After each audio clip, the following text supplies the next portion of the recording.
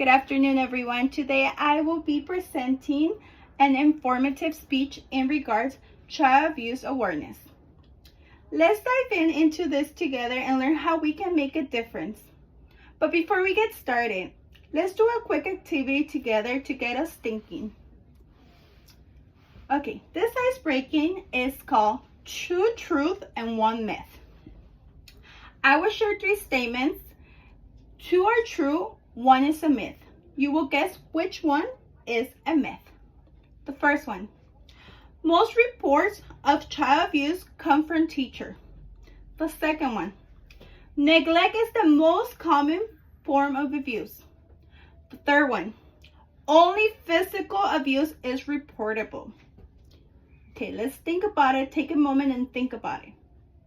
That's right. Correct. Answer number 3 is a myth. Only physical abuse is reportable. That is false. That is not true. All of this are part of reportable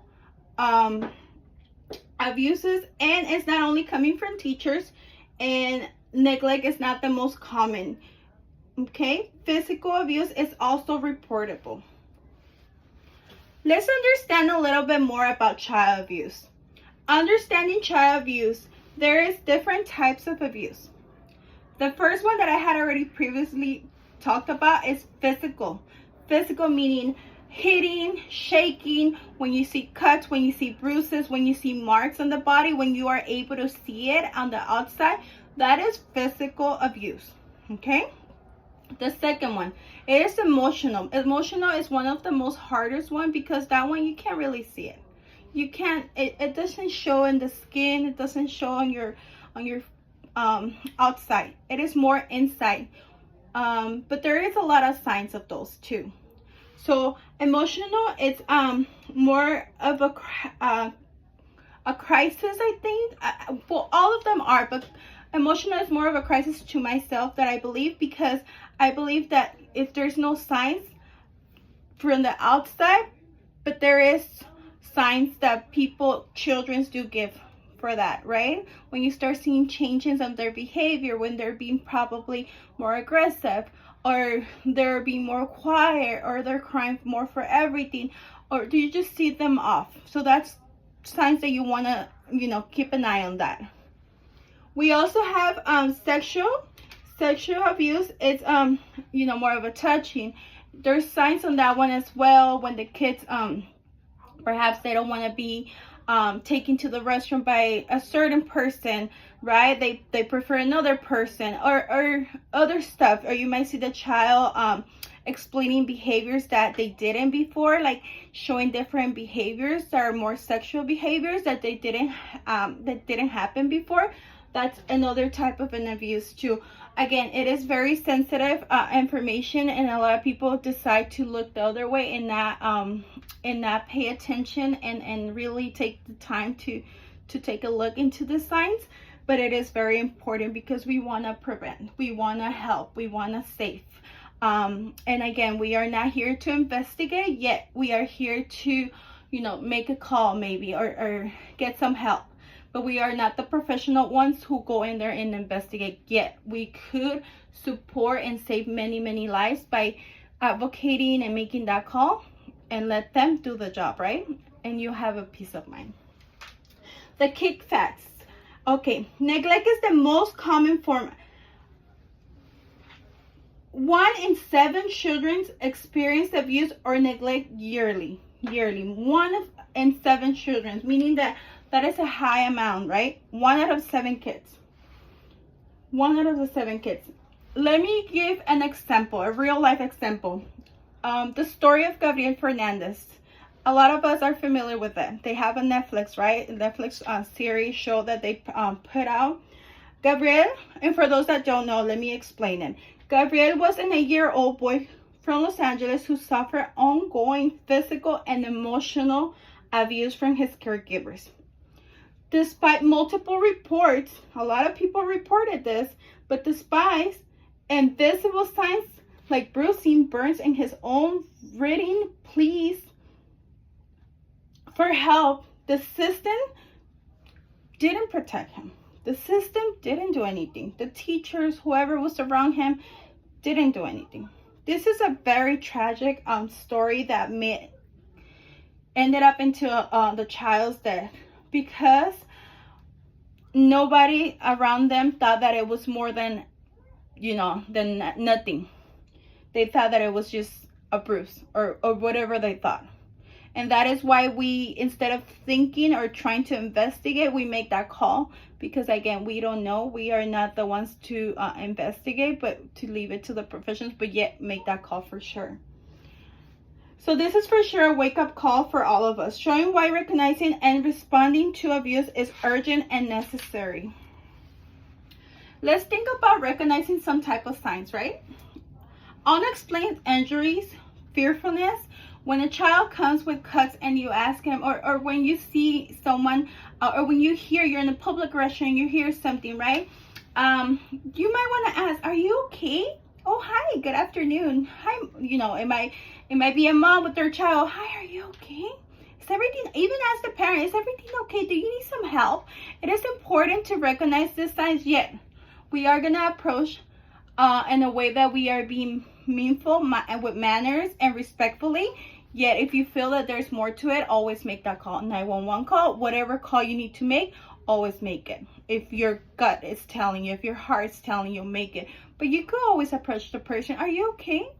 Do you need any help? Can I help you? Okay, have a beautiful day and get going if you think it's fine. If not, make sure you make that call. They could be changes in behavior, withdrawal, aggressive, that I have previously mentioned. Wearing long sleeves in hot weathers, right? Like when you're hot, it's very hot, but you have those long sleeves. That could be also a sign, right? So if you have kids that are close to you, that you see every day, yet you know now they're wearing sweatpants or wearing long sleeve and it's really hot, then you're gonna maybe ask them, hey, are you okay? It's hot. Don't you think you should have short sleeve or any comments or something? And if you see anything under, ask, but don't investigate. Just ask, like, are you okay? Is it hurting maybe, or any, no investigations, or don't assume anything either. Just ask, are you okay? Maybe they want some help. Maybe they're gonna say, no, I'm fine. Or maybe they might react with aggression. Who knows, right? So again, Gabriel's signs were missed. So please do not ignore red flags. It is really important to really be alert and be vigilant to our children. Even if it's not, our kids, if it's children's, again, that you see in public, it's important to be vigilant and always ask those questions. Are you okay? How are you? Make those eye contact. And if your tummy, your gut is telling you that it's something more up, make that call. Don't wait. How to report, right? We talked about make that call. Don't wait. But this is more, how can you report? Again, I said do not investigate, correct? Don't interrogate. Just go ahead, and if you have a paper, a lot of us don't carry our phone, go ahead and put in notes, document, write everything, document everything that you did, saw, observe, because when you do make that call, they are going to ask you, so what happened, right? And they don't want to hear what you think. They want to really hear what happened, right? Correct? So you are going to tell them exactly how things were given. If whoever pulled the kid with the right hand and pulled the left hand and threw him on the floor, exactly what happened, you're going to give those words. You're not going to say, I think he was hurt, I think he was crying, I think he was scared, I think he was scared of the whoever, because we don't know that. Yet we could tell them exactly what's happening. If they pull them, if they throw them, if they were screaming, or if they were saying certain words, exactly what you hear. You're not adding, you're not taking. And it's okay if you can't write everything, because I know sometimes you're nervous and it happens, but you're giving this to the people that you're calling, not your thoughts, but exactly what you are seeing, correct? You're gonna share your concerns with the proper person that you're calling, which is 911 or child abuse hotline, that I will be sharing the number as well. Reporting may feel uncomfortable, but it can save so many lives. And I'm sharing this from my perspective. I work at a school with many kids, and this is from the bottom of my heart, right? It could save a lot of our kids. It could save a lot of our kids that are very vulnerable. They don't have a voice sometimes. They don't have the power to go ahead and, hey, help me, right? They feel powerless. So we as humans and adults, we could be the voice and the change and help them by advocating and making that call. Preventing abuse. How do we prevent? You build trust. You're gonna go ahead and build some trust around the other people, maybe, or the children's. It depends the environment. It really depends the setting, but building that trust. Host in your neighborhood, in your community, if you have the time to host a workshop in a park, public park, be part of the change. So if you want to learn about it, create a presentation, maybe make some flyers, maybe make some fun games, activities at the park, where you can share the information. For sure, that's a way to help and prevent. You could also start teaching your own children personal safety, right? Your surroundings, your children's that are close to you. So you got to prepare your own, and then like that we prepare them for a better future, right? That they're gonna know the signs, and they're gonna be, okay, this is not okay, and they shouldn't be doing this to me, and they could know that, right? Rather than having our children not know that that's not okay, and they think that that's okay. So for sure, educating our children's, our circle, right? It's important. As I said, prevention can save a lot of our children's life. I urge everyone for a call of action. Let me do a quick recap. Today we have learned the different types of abuse, which is physical, emotional, sexually, and neglect. How to recognize the signs that something may be wrong, right? What to do when suspect abuse. How can we help prevent abuse by building trust and educating families? Again, I shared how we could go in our communities, maybe in our parks, and start doing workshops. There's places where you could sign up to the workshops, and I'm pretty sure that you could find in the community where you could come and educate or neighbors or friends. And even in a party, that you're in a party, you might want to share this, make it a fun. This is what I'm going to do today. I'm going to do a presentation and make it fun.